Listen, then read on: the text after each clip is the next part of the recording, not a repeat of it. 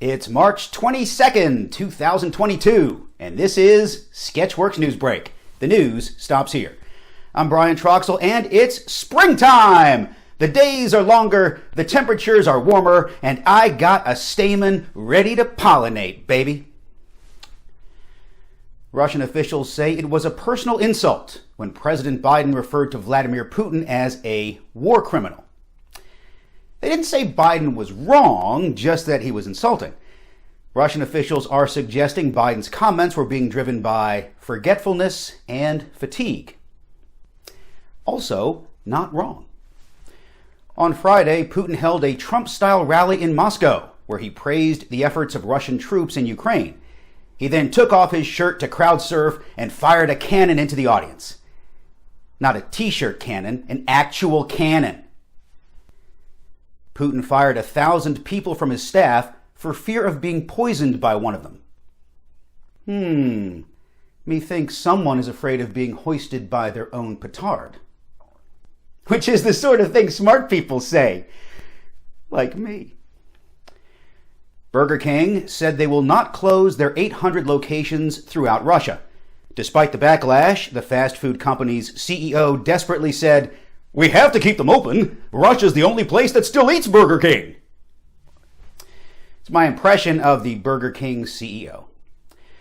A city in New Jersey is protesting the Ukraine war by covering Vladimir Putin's name on a 9/11 memorial that he gave as a gift.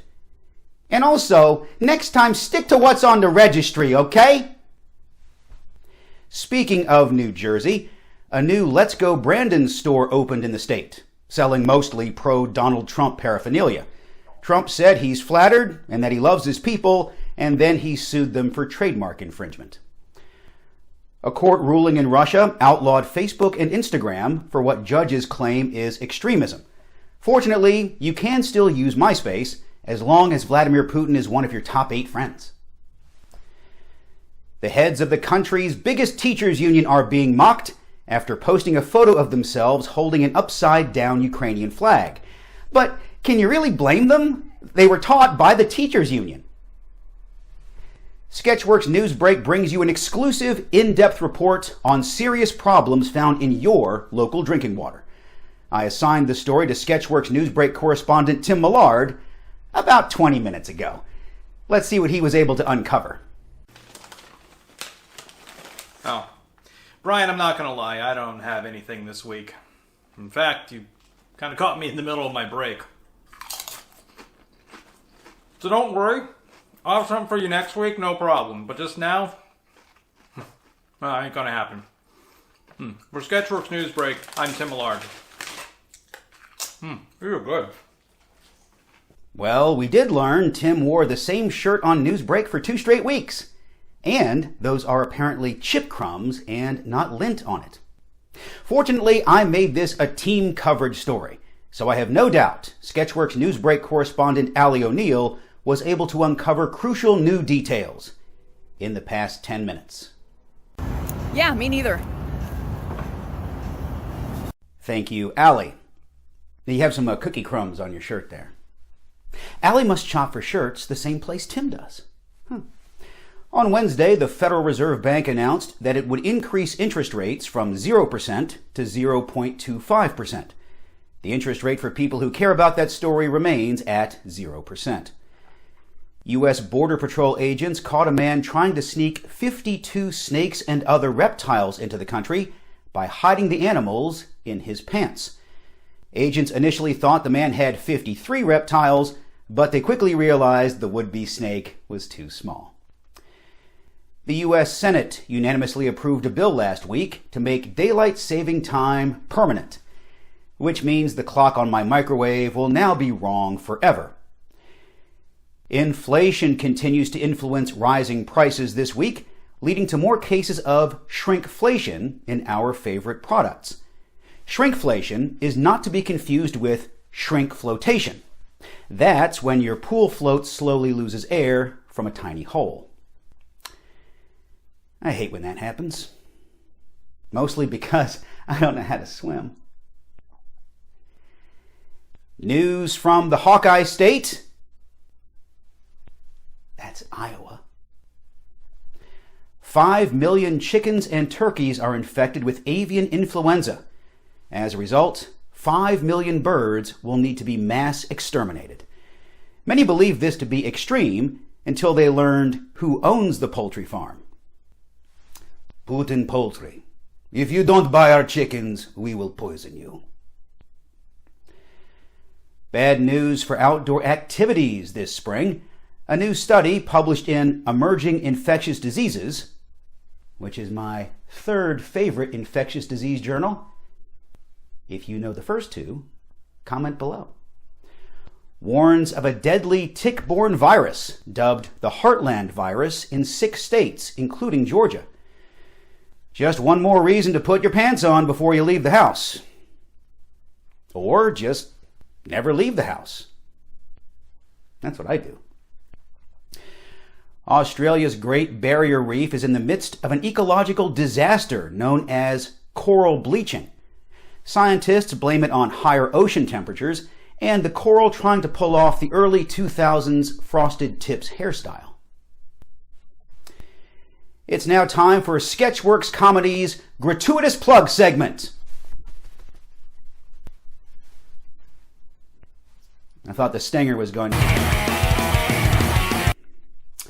Our editor is the absolute worst. Sketchworks Comedy is back on stage next weekend with our all-female sketch comedy show, Heels Up, at the Village Theater in Atlanta for only 3 nights, March 31st, April 1st, and April 2nd. Hurry up and get your tickets now to see these funny ladies.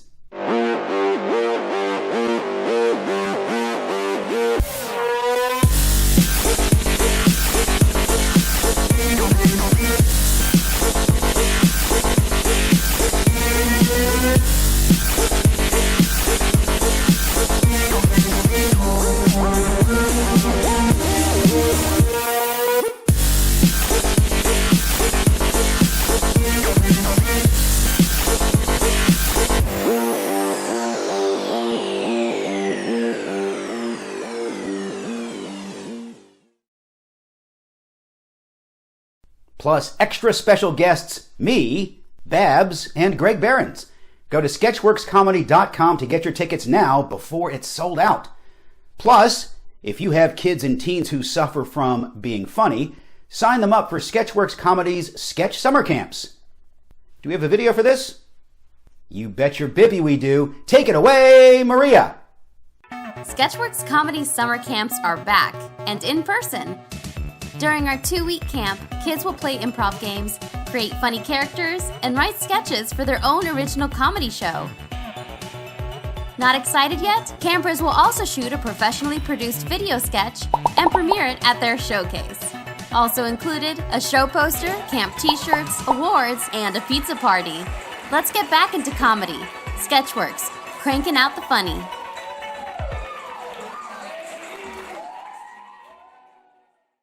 Go right back to sketchworkscomedy.com for more information on our sketch comedy camps. And for tickets to Heels Up, like I just mentioned. Oh, and remember to like, follow, and subscribe to all things Sketchworks Comedy. And you can check out Sketchworks NewsBrake on streaming service Mobi TV, Facebook, Instagram, and YouTube, like you probably already are since you're watching this. You can also become a Patreon subscriber. It is true! Receive bonus content, discounts on shows, and fancy merch like this Sketchworks Comedy keychain, which I forgot to include in this shot. You got keys? Of course you do. It just makes sense. Be a subscriber. And that's it for the Sketchworks Comedy gratuitous.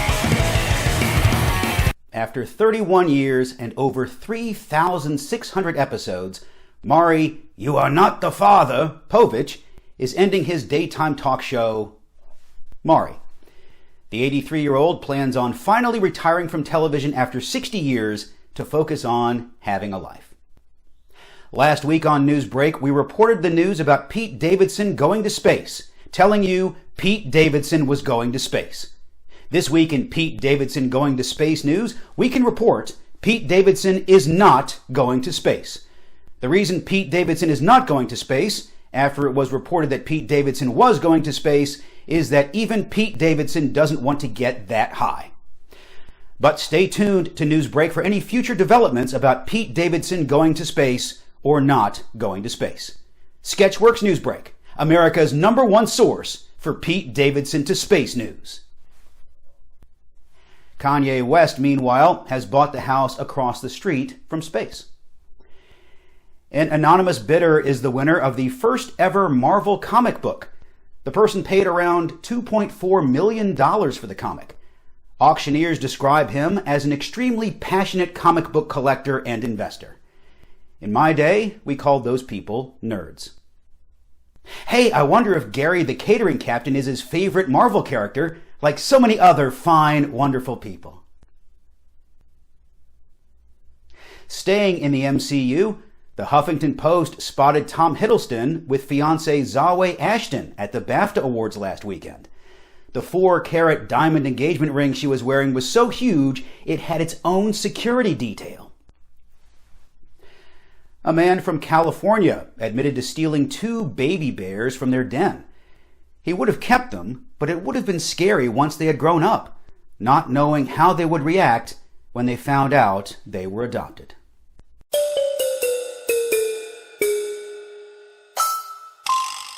In some macabre Georgia news, a contractor on a road crew in Polk County discovered a corpse in an abandoned toolbox. When asked why he opened the box, the worker stated he will never play the game Truth or Dare at work ever again. Oh, and be warned, there has been a massive recall of gummies. Like, a huge recall of gummies, man. And whatever number you're thinking, triple it, dude. For real. Over 3 million bottles of airborne gummies have been recalled.